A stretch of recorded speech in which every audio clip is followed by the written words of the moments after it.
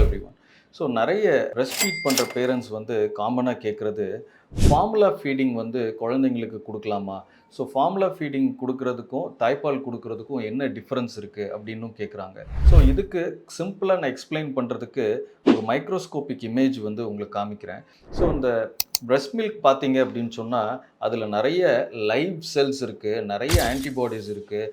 And அதில் நிறைய cells இருக்கும்போதே உங்களுக்கே தெரியும் இது குழந்தைங்களுக்கு என்ன மாதிரியான பெனிஃபிட்ஸ் கொடுக்கும் அப்படின்னு சொல்லி. ஸோ நோய் எதிர்ப்பு சக்தி இம்ப்ரூவ் ஆகிறதுக்கும் புரோட்டீன் எல்லாமே ஒவ்வொரு பேபி ஸ்பெசிஃபிக்காக கிடைக்கும். அதே மாதிரி நீங்கள் ஃபார்முலா ஃபீடை வந்து மைக்ரோஸ்கோப் கீழே பார்த்தீங்க அப்படின்னு சொன்னால் அதில் ஒன்றுமே இருக்காது. இது வந்து ஒரு கெமிக்கல் ஃப்ளூயிட் மாதிரி தான் இருக்கும். கம்ப்ளீட்லி நார்மலாக ஒரு பவுடரை மிக்ஸ் பண்ணி வச்சா என்ன இருக்குமோ அதுதான் இருக்கும். ஸோ ஃபார்முலா மில்க் கண்டிப்பாக நம்ம கொடுக்கவே கூடாதா?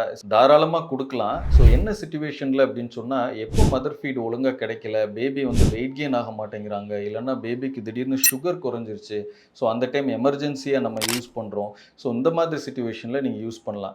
எல்லா பேபிக்குமே பெஸ்ட்டு வந்து மதரோட ஓன் ஃபீட் தான். இது இல்லை அப்படின்னு சொன்னால் செகண்ட் பெஸ்ட் வந்து டோனார் மதர் மில்க்கு.